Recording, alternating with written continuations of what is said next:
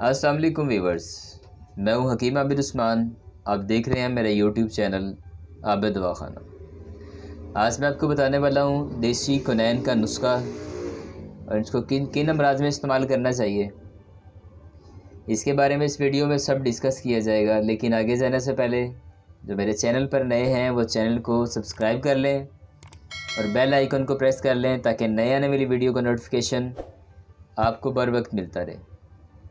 تو آئیے ناظرین، دیسی کونین یہ دوا انگریزی کونین سے زیادہ تیزی سے مرض پر اثر کرتی ہے اور باڈی میں کسی قسم کا کوئی نقصان نہیں کرتی، یعنی جسم میں سائیڈ افیکٹ کیے بغیر بخار کو ختم کرتی ہے۔ اس دوا کے استعمال سے باری کا بخار، ملیریا یعنی سردی سے چڑھنے والا بخار ختم ہو جاتا ہے، یعنی سردی سے چڑھنے والا بخار اس دوا کے استعمال سے دور ہو جاتا ہے۔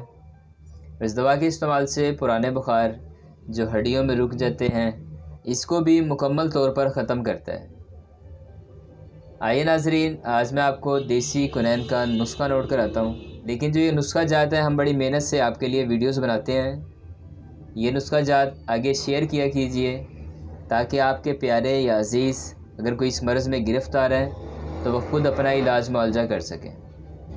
تو آئیے نسخہ کی طرف چلتے ہیں۔ مغز کرنجوا 20 گرام، زنجبیل 10 گرام، سواگا سفید بریاں کر کے لینا آپ نے 10 گرام، شب یمانی بریاں لینی ہے 10 گرام، تخم دھتورا 10 گرام، سبز کونین 1 گرام۔ تمام کو خوب اچھے سے باریک پاؤڈر مثل غبار کے بنا لیں اور اس میں سے ایک گندم کے دانہ جتنی خوراک صبح ناشتے کے بعد، دوپہر میں اور شام میں استعمال کریں، اور اس کے ساتھ ساتھ 4 چمچ ارگ گاؤ زبان استعمال کریں صبح شام۔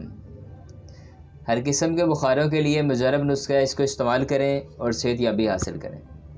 اس کے ساتھ اجازت دیجیے، پھر ملاقات ہوگی۔ اللہ حافظ۔